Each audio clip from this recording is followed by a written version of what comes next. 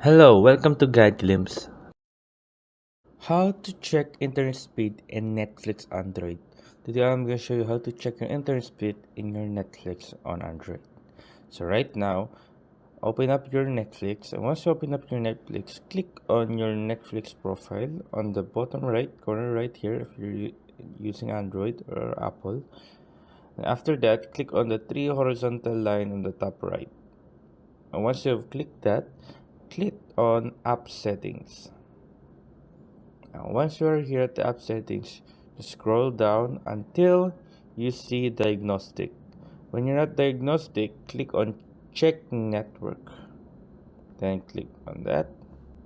After that, click on start test. There we go. After testing again, your internet connection is good and your Android server is good. Now let's check your internet speed test. So after clicking on that, go down below and check for internet speed test.